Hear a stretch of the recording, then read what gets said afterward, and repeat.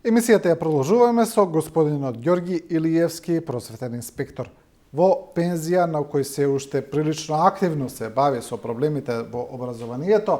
Господин Илиевски, добро дојдовте повторно во студиото на телевизија 24. Добро ве најдов. После 6 месеци повторно сум кај вас и ми причинува големо задоволство и пријатност што гледачите на телевизија 24 исто така ќе бидат присутни за она што ќе го говориме актуелно што е во образованието, реформите во образованието и другите моменти кои што ќе бидат истакнати. Да направиме еден апдейт на состојбите од вашето последно гостување. Ајде да почнеме со она што е на некој начин ново. Ќе зборуваме за вашите представки кои ги поднесувавте, до каде сте, што ви велат надлежните, но ајде да почнеме со оној извештај на УНИЦЕФ за состојбите во основното образование во земјава, за проблемите. Таму има една поширока, сеопфатна анализа. Што покажува тој последен извештај? Дали на некој начин тој ги детектира главните проблеми во основното образование? Морам да кажам за македонската јавност, за гледачите и да бидам по-конкретен. Значи, тој извештај кој што е доставен од УНИЦЕФ, а го работат експерти од ОСД, од Европска унија, и она што се прикажува, резултатите за основното образование, морам да кажам дека се сериозни, во надолна линија, кои што треба да се претрпат разни реформи во тој дел. Од она што како извештај стои, кај што се наведува, сакам да бидам по-конкретен, затоа по некои работи ќе ги читам, и кај што пишува дека Македонија се соочува со криза во учењето, а постигнувањата на учениците се под просечното на учениците од Западен Балкан. По Западен Балкан во тој извештај стои, значи, Косово, Црна Гора, Србија, Хрватска, Словенија, Босна и така натаму. Ние сме на најниското ниво. Значи сме послаби и од Косово. Значи една ситуација која што е стварно загрижувачка и за оние што го водат образованието треба добро да се размислат, значи на кој пат ние одиме. Значи соседните земји од Западен Балкан постигнале подобри резултати од учењето со малку повисоко нивоа на расходи за образованието. Значи со повисоки расходи во образованието. Во моментов, во тој извештај стои дека 87% од расходите за основното образование се трошат за плати за вработените во училиштата. Значи, поради што нема доволно средства за капитални инвестиции, за обнова, за одржување на објектите во добра состојба, како и инвестирање во професионалниот развој на кадрот. Овде ќе застанам да објаснам некои работи. Кога говоревме за избрзаните реформи што сакаше да ги пласира во основното образование Царовска и тој така наречен експертски тим, не сега доаѓа она што јас секогаш го говорев, и тогаш го говорев, и бев против. Не против реформи. Реформи се потребни и неминовни, но треба да бидат темелити, значи, и да се согледа големата слика каква ни е во Република Македонија. Од ова се издекува заклучокот дека и од Светска банка, и од ОСД, кој што е Организација за економскиот развој во Европа, со ваквото делување и работење, гледаме дека ние не можеме да имаме такви брзи реформи, како што налагаше министерката Царовска и слични како незе, иако имаше доста реакции од многу институции така натаму. Таму стои дека имаме нерационално искористување на училишната мрежа. Значи, имаме неискористеност, кај што треба да се знае колку е процентот на ученици во едно училиште. Понатака, кажуваат загрижувачки резултати од образованието на регионално и меѓународно ниво во делот на читањето, пишувањето, математиката, природните науки и така натака. И она што е многу загрижувачко, почитуван новинар, е тоа што констатира дека по 11 години поминати во училиштето, едно дете во Македонија во просек има образовни резултати еднакво на 7,3 години на учење.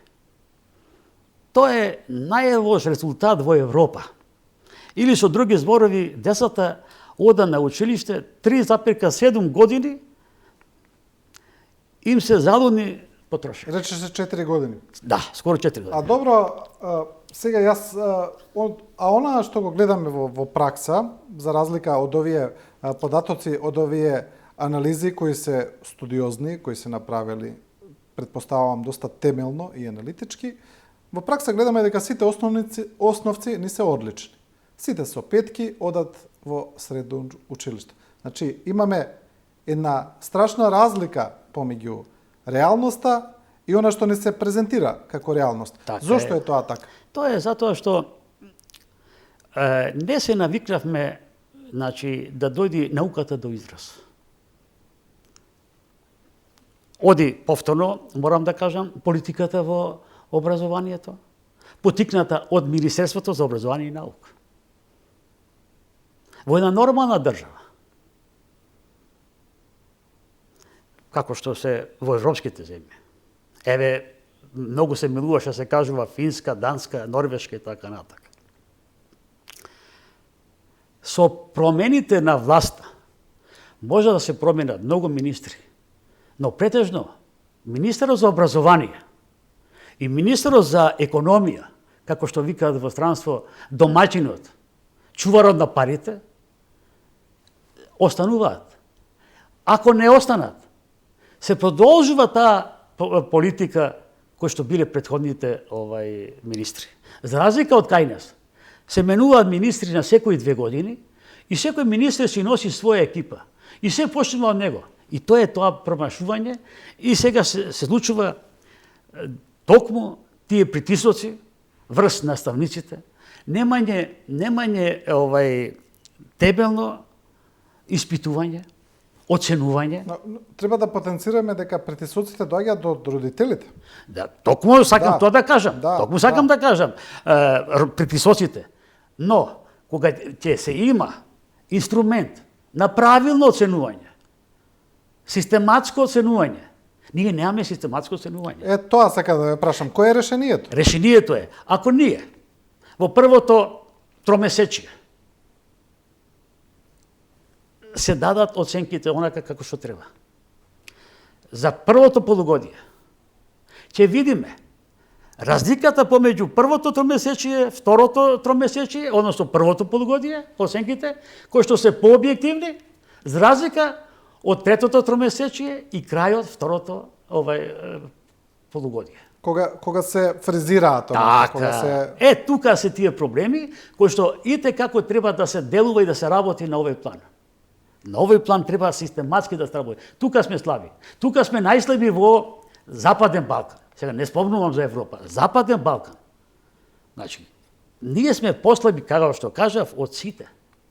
И сега, наместо да се согледаат тие проблеми, наместо овие наши министри, за жал, морам да кажам, можда некој ќе рече многу сум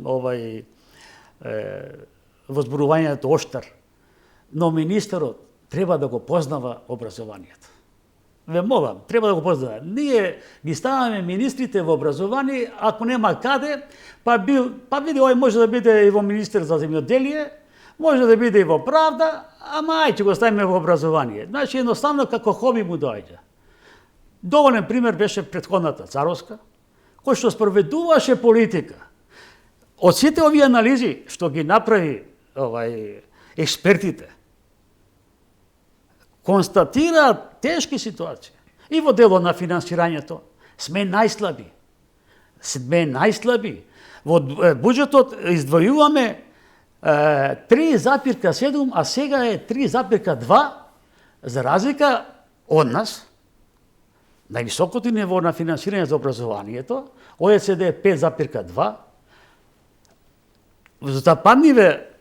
Западен Балкан, сите се подобри од нас, 4 и нешто. Треба ли, господин Илиевски, освен, се разбира, системско решение за проблемот, тоа системско решение да вклучува и работа врз свеста на родителите пред се?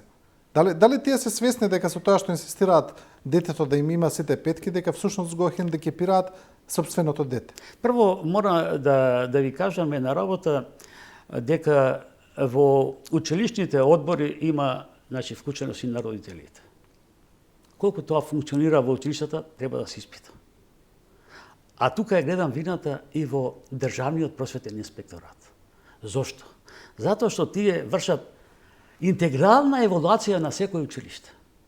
Ние немаме резултати јавни, да знаеме какви ни се состојбите по тие интегрални евалуации што се случуваат во тие училишта. Кои се добрите страни, кои се слабите страни, што треба да се презема, дали тие извештаи одат до собранието, односно дали тие одат во општините на локално ниво, што таму се расправа, колку се трошат во тие парични средства, блок дотации за образованието и за информирање на родителите и јавност. Немаме. Тука е еден проблем. Вториот проблем е Бирото за развој на образованието.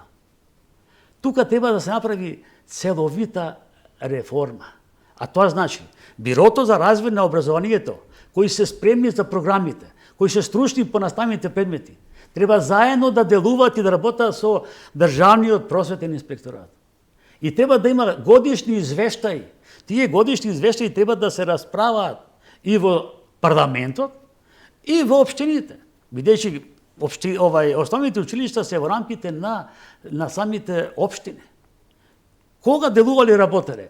Кога е добиен тој извештај? Немаме резултати. И затоа е една ваква ситуација кои што констатираат дека во Македонија е на најниско ниво и учењето, и оценувањето, несистематското оценување и владењето на непотизмот. Да. Добро, ајде да се вратиме сега на вашата работа. Вие имавте поднесено представки до Основното јавно обвинителство, до Државната комисија за спречување на корупција, до финансиската полиција. Што е со тие представки? Имате ли одговори? Има ли некаков епилог? Јас морам да ви кажам дека на 3.6. поднесов представки до Управата за финансиска полиција, Основното јавно обвинителство и до Државната комисија за спречување на корупција, и тоа поради злоупотреба на парични средства од Фондот за функционирање и развој на Универзитетот Свети Климент Охридски Битола, од страна на менаџментот на тој универзитет, поконкретно кажано, ректор, проректори и некои декани на овој универзитет. Што значи во основа? Значи, овој фонд за функционирање и развој на универзитетот се собрани парични средства, што од студентите, кои што финансираат при секој упис од прв циклус, втор циклус, трет циклус, како и собирање на финансиски средства од единиците на факултетите и нивните придружни членки, кои што одвојуваат 5% од приходот на факултетите. Со овие средства, кои што се собираат во овој фонд, целта им е да им овозмени на студентите подобро функционирање и развој во рамките на универзитетот, а не паричните средства да завршуваат во лични сметки на ректорот, проректорот, генералниот секретар и некои подобни декани. Морам да кажам, од она што се утврди од порталот Отворени финанси, овие средства завршуваат на сметка на ректорот, Сашо Коруновски, кој што земал 1.997.595 денари, или околу 30.000 евра. Проректорот Игор Неделковски, кој земал 525.953, овој проректор сега со изборот ќе биде ректор на универзитетот. Проректорот Лјупчо Кочовски земал 585.875 македонски денари. Проректорот Маријан Ѓуровски земал 690.000 А денари. добро, зашто се овие средства? Зашто се искористени? Овие средства се земени за лични интереси. Во личниот собствен Не, формално според проектот зашто се земени? нема проект. Овие парични средства, да речеме 5% се даваат на тој универзитет. За развој и подобрување на квалитетот во наставата. За развој и подобрување на единицата кај што делува работи, во лаборатории, во наградни средства и така натака. Исто вака одвојување на парични средства има и на УКИМ, ми се чини дека е 3%. То, на УКИМ или на Штипскиот универзитет не се дрзнале тие пари што се за развој, фондот за развој и функционирање на универзитетот, да оди за во лични сметки за овие луѓе. А добро, вие од каде ги најдовте овие податоци? Овие податоци, пак ќе повторам, можете да отворите на порталот Отворени финансии. Значи, овие се јавно достапни податоци? Да, јавни се, затоа што, пазите, не може поинаку. Потоа, морам да ги спомнам и некои декани, како што е декан на Факултетот за туризам и ugostiteljство Охрид, Светко Андреевски, 158.000 денари. Деканот на Технолошко-технички факултет Велес Татјана Калевска, 164.800. Сега.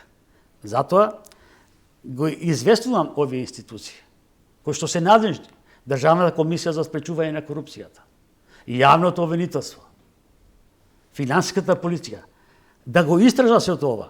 И ги насочувам каде? Претходно наведеното може да се провери во следниот линк: openfinanci.gov.mk/home.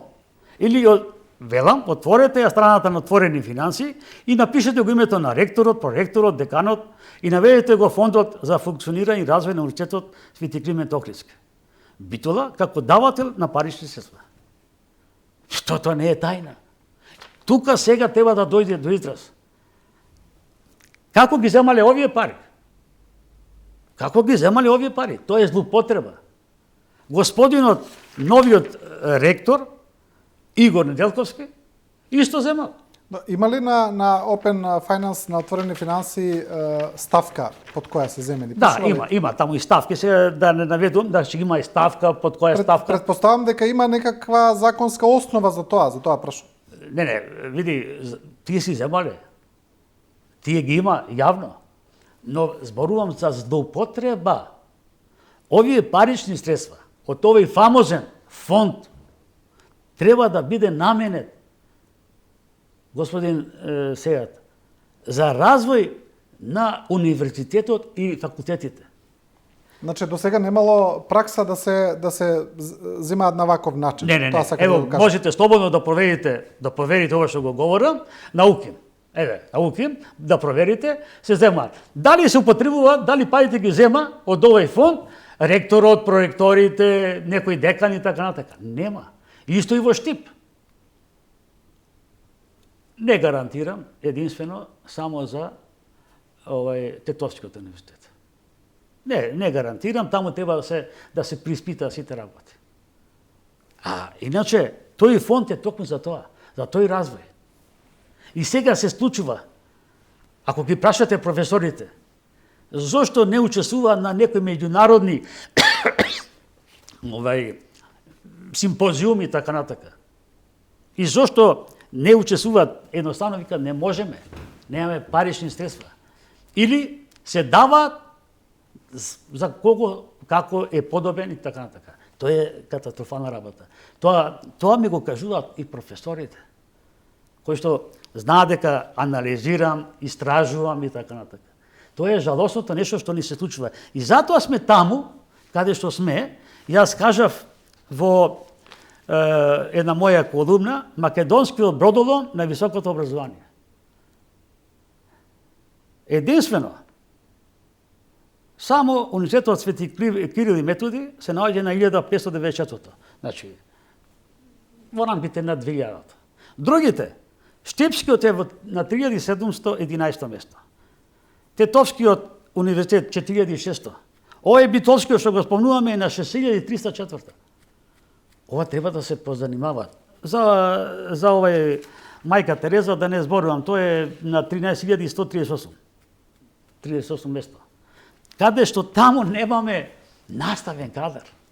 Каде што се открија сега по моја представка, инспекторите беа должни да направат и извршија во реден, дадоа решенија на 20. Наставен кадар е незаконито таму вработен. Го поставам прашањето, таму треба да се испита. И таму треба да оди и финансиска полиција, треба да оди да испита јавното министерство. Колку пари се потрошени? Колку пари се злоупотребени? Тие пари треба да се вратат на тие што ги потрошиле. И сега, ако рационално работиме, нормално работиме, тогаш за една ваква ситуација министерот за образование треба да се размисли. Само би сакал да го потенцирам една ваква ситуација која што се случува во Италија. Јас во мојата колумна и во книгата Трулежа на система спомнувам една работа. Министерот за образование Лоренцо Фиорманоти, кој поднел оставка откако владата на Италија не успеа да издвои повеќе средства за училиштата и факултетите во буџетот за следната 2020 година. Иако не по негова вина, овој нормален министер, ќе речете се зашто нормален, овој нормален министер од моралност си поднесува оставка за разлика од овие нашиве.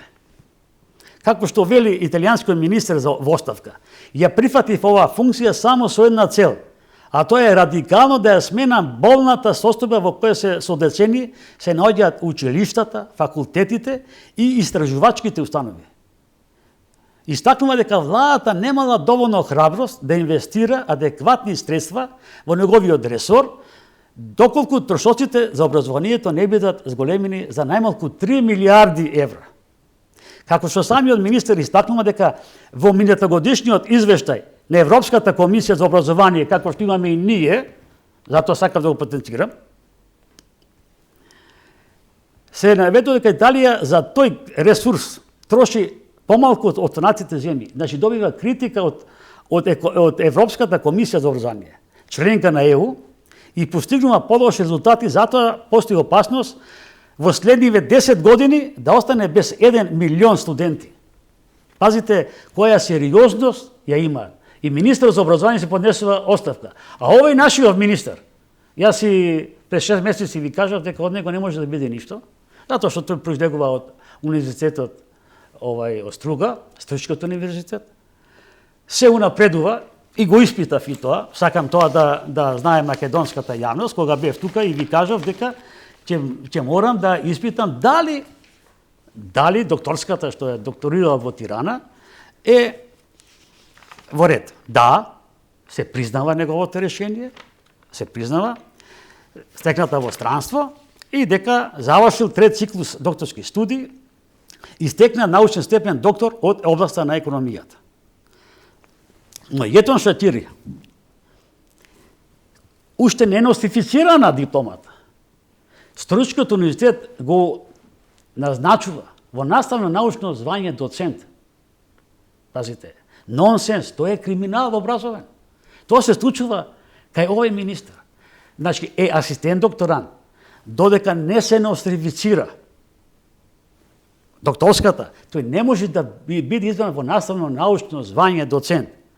Него му се нострифицира и со записник од комисијата е утврдено на 5.10.2017 година. А тој во неговото портфолио, ако видите, веќе во 2016 тој е избран во доцент и е раководител за постдипломски студии. Нонсенс е тоа. Тој е еден голем пример.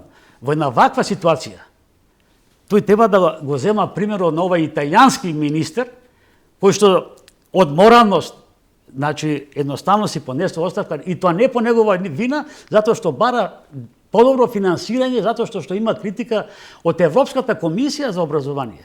Ние добиваме од Европски комисии катастрофални работи. Добро, господин Илиевски, имате ли некаков фидбек од институциите за сите овие представки кои ги поднесувате до нив? Имате ли одговори до сега за нешто, што велат? Кога ова го побарав, ме повика министерот Шачири. Пиевме кафе. И ме замоли ова да не оди на телевизија. Ако сум јас чист, нема што да не оди, треба да оди. Второ му побарав во краток рок да ми донесе одлука од Универзитетот на Мерко, да ми донесе кога е подпишаната одлука за негов доцент, да биде доцент. Кога е носифицирана во 2017, 5.10.2017 година. А тој 2016 веќе е доцент. И ништо не фали. Пазите, ова е невиден криминал на министер за образование. И сега зборуваме каква криза. Јас и 5-6 месеци ви кажав. Покрај што тоа што имаме институционална криза. Значи, се ни е партизирано. Како што истакнав тогаш дека и сега нормативна криза. Не се почитуваат законите.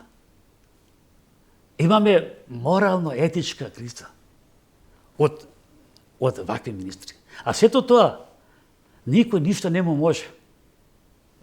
Има една српска песна, никој ништо не ми може, така е тој, затоа што тој одговара на неговиот министр, односно премиер.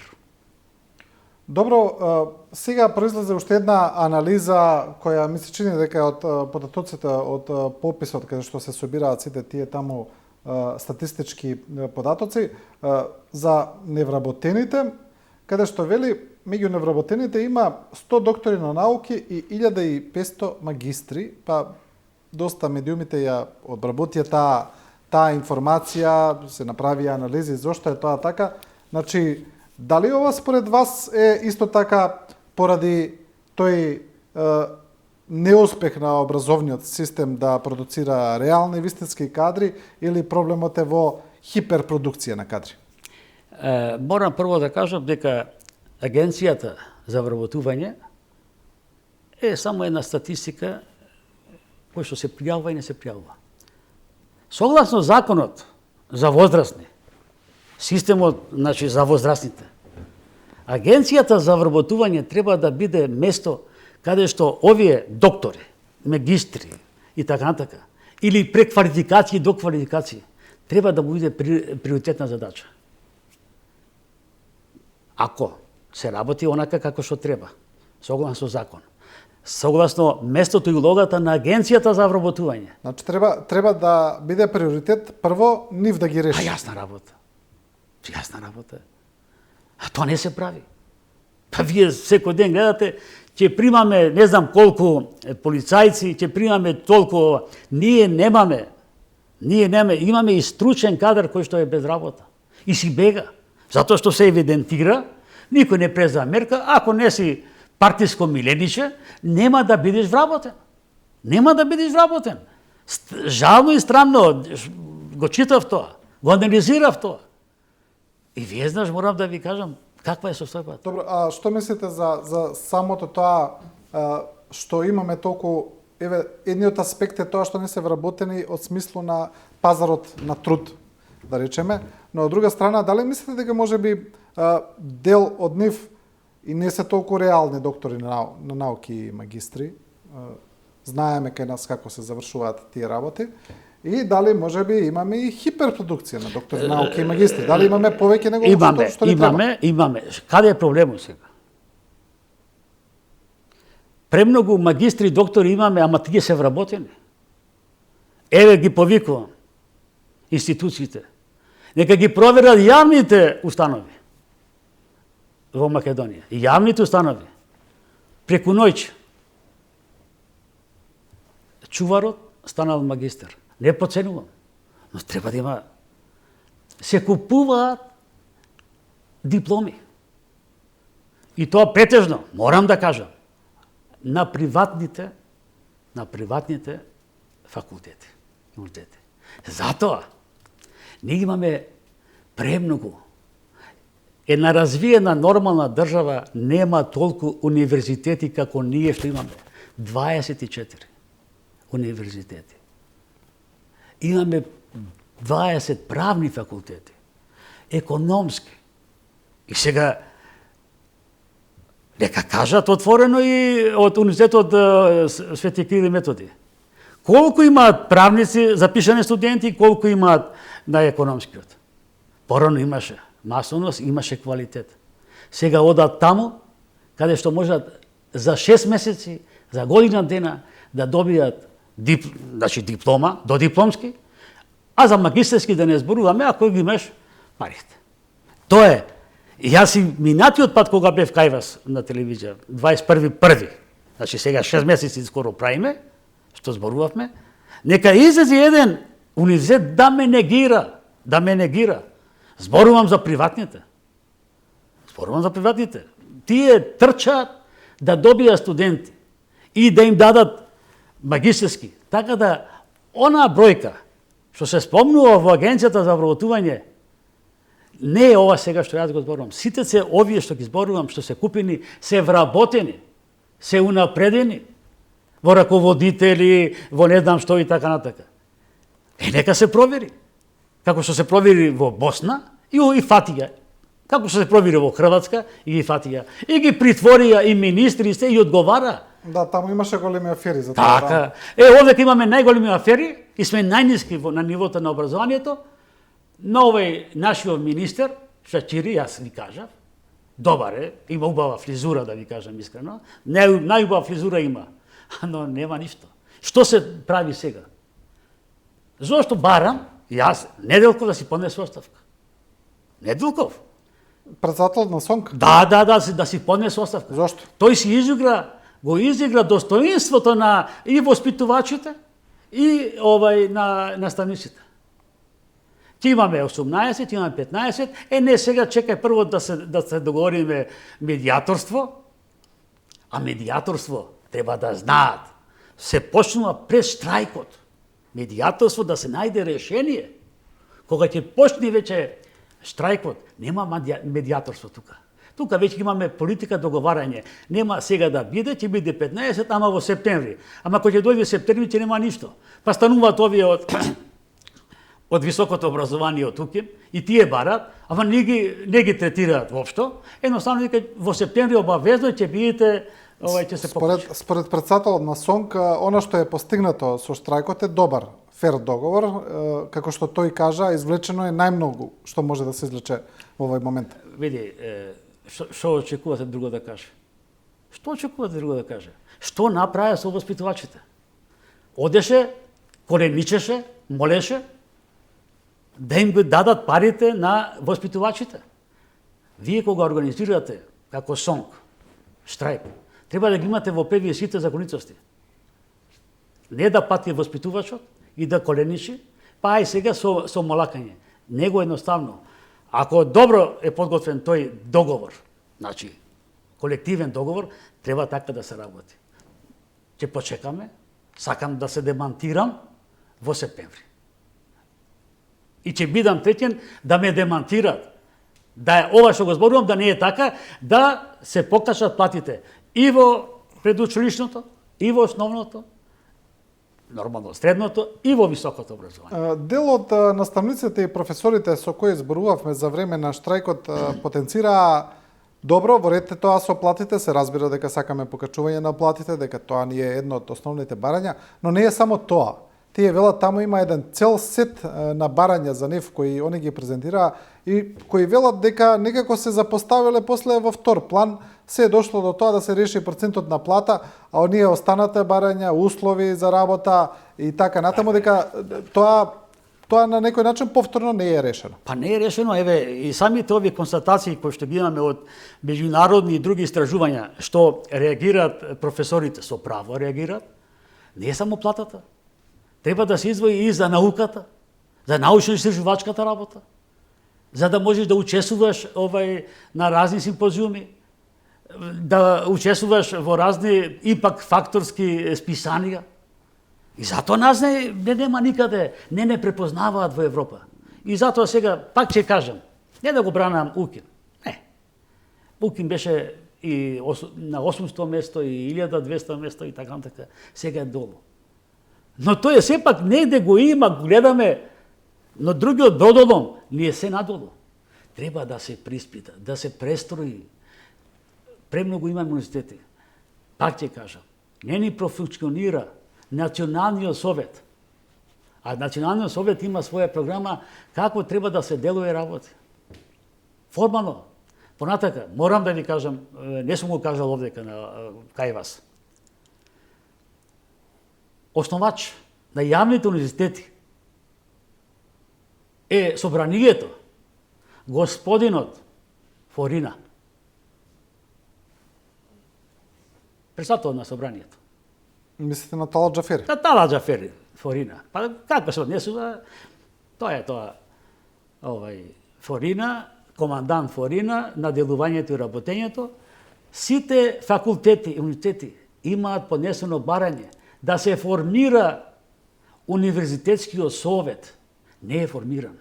Каде што тој универзитетски совет, каде што број 11 члена, има совет на професори од Стопанската комора и од основачот. Да се согледаат проблемите на секој факултет, на секој универзитет и годишно се доставува извештај и до Министерството и до Собранието. Еве, прашајте, кога последен пат имало извештај за работите на универзитетите, па и на школите. И основните и средните. Нема. А го забораваме, и тука една голема забелешка ни дава и овој извештај. Се запоставува предучилишното воспитание и образование, кој што не е во системот на образованието, туку е во системот на социјалата, што е нонсенс. И вели, 35% се вклучени децата во предучилишните установи. 35%, што значи негде 65% не се вклучени. Тоа е една невидена дискриминација согласно Конвенцијата за правата на децата. Тука треба да се позанимаваме сите. И ова, немаме закон за предучилишно воспитание и образование. И овој подсистем треба да биде во рамките на системот на образованието, односно при Министерството за образование. Затоа што немаме згрижување, имаме ни во основното образование, за детски додаток или за грижа, за храна, за однесување, така. За децата со посебни потреби. Исто така. Тука ни даваат сите забелешки. Наместо овие извештаи, што ги добиваме, да се седне, да се расправа на едно ниво и да му се даде значење на образованието. Ако образованието ни е во ваква ситуација, знаете дека такво ни е општеството и морам да кажам, ако имавме, како што милува да кажат, заробена држава во периодот на Груевски, тогаш се извојувало 4,2% од бруто домашниот производ. Во тој период, кој што викаат заробената држава, а во ова сега незаробенава држава, а кој што е анархика имаме. Анархија. Ова не било ни во османлискиот период. Ова што се случува сега. Ни во османлискиот период имало ред. Овде немаме никаков ред. Ова е катастрофа. И затоа сме таму кај што сме. И затоа сме за подсмев, за жал. А сега колку се издвојува, не кажавте? 3,2. Наместо да оди напред. Косово издвојува 4,2. Словенија да не зборуваме. Босна, Бугарија и така натака. Ние 3,2. Што сакате? И како ќе одат напред работите? И што викаме ние дигитализација, усовременување? Па немаме. Така да, она што јас го зборував, многу ми говореа, многу зборуваш Илиевски, дефетистички. Не, реално.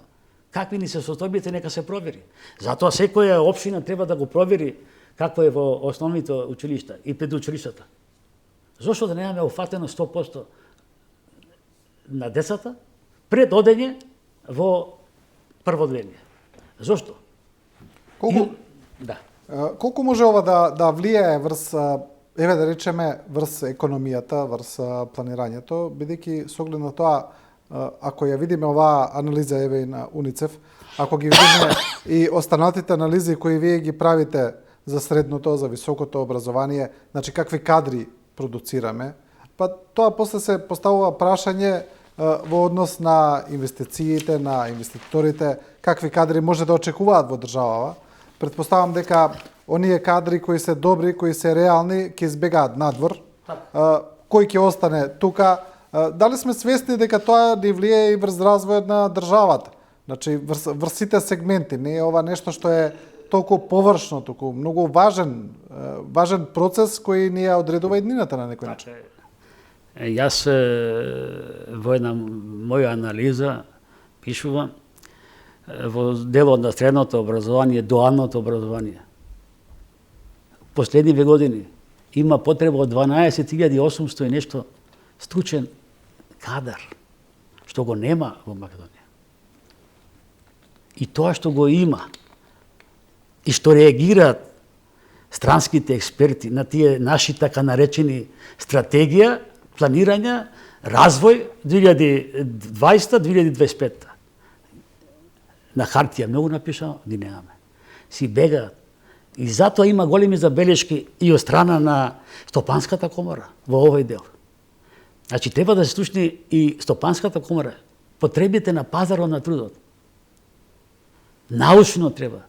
Кај нас, почитуван сејат, политиката даде. Тоа е грешката.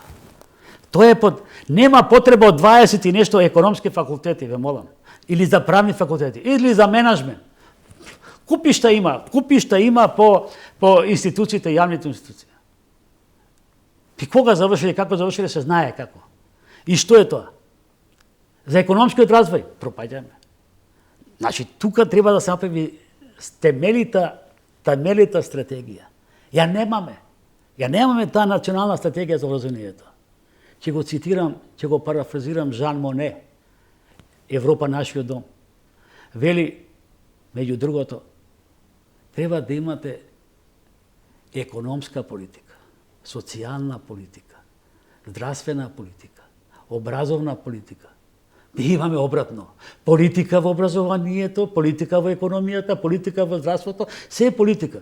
И таа политика не води во еден амбис. И затоа сме најслаби во на сите нивоа на Западен Балкан. Во Западен Балкан. Полоши сме од Косово.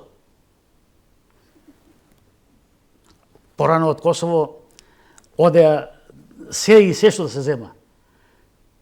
Сега не може во Косово да се прави онака како што се прави кај нас во образованието. До тоа ниво дојдовме. И исто и во Албанија. И во Албанија. Ние сме најниски. Тоа е жално што зборувам за мојата Македонија. Тоа е жалосно што зборувам јас за нешто што се случува кај нас, ама тоа е вистината. И треба да се престроиме. И треба да дојдат прави луѓе на право место. Не може да биде Министерството за образование ако немаш кај да одиш, ќе бидеш министер за образование. Или министер за здравство. И сега се случува тоа што се случува во здравството. За економијата, што да ви кажам? Ама, знаете, тој е тренд, европски, знам што, па сега Украина. Не. Секоја држава си води своја економска стратегија, што треба и како треба. Тие резерви стопански, не знам какви економски, треба да се знаат. Добро, вие потенциравте овој дел интересен за одвојувањето за здравство од буџетот, дека се намалува. Предпоставам без прво таа ставка да се реши, па се останато, дека е невозможно да се направат некои темелни реформи кои ги признале подобри резултати.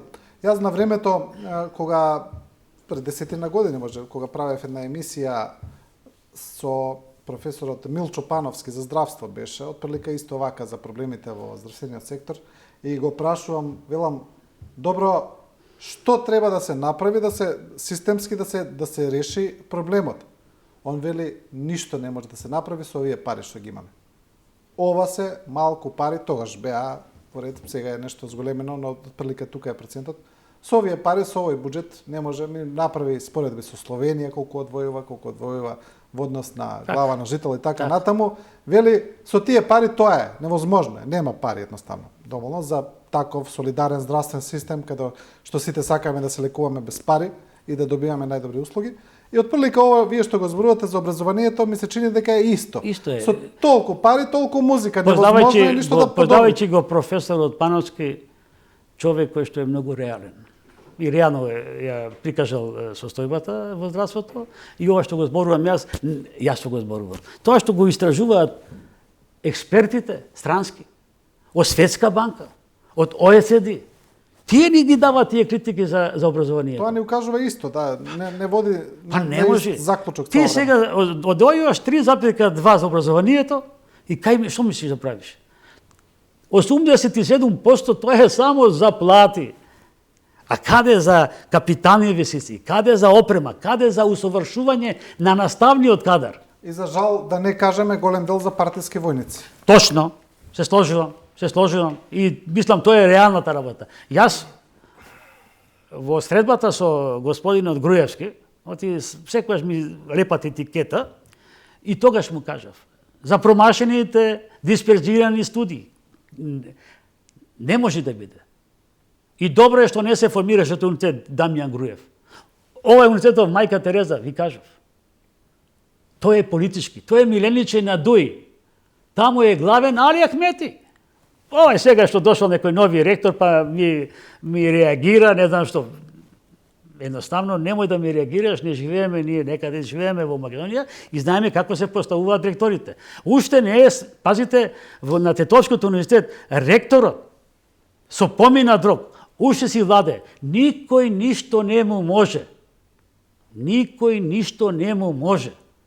Пазите, сме држава со закони, со сегде, морам да ви кажам, кај што се министри од ДУИ пропаѓаме. Дали е тоа економија, дали е тоа финансирање, дали е тоа образование, не знам, кај се. За здравство, овој новиот, па и тука не може. Добро, пред малку зборувавте за Царовска. Не, па исто е за Царовска. Не ги брана ми претходните министри за образование како Тодоров и како некои други. Што поима нема од образование. Тоа ме боли мене. Јас сум јак на мој терен, а мојот терен е образованието. Не сум јак во здравството, не сум јак во економијата, но во образованието не се давам никому и затоа реагирам. Ме боли образованието. И час поскоро треба политиката да ги тргне рацете од образованието. Ако тоа не го направиме, знаете дека пропаѓаме. А образованието е главен ресурс кој што изведува инвестиции. Тоа го немаме. И затоа пропаѓаме. Господин Илиевски, ви благодарам за овој разговор. Ми беше голема чест и секое задоволство со вас кога сме на 24 телевизија. Да, благодарам. Ова беше разговор со поранешниот просветен инспектор Ѓорги Илиевски. Крај на уште едно студио 10. Ви благодарам, почитувани гледачи, за вниманието и довербата и останете со програмата на телевизија 24.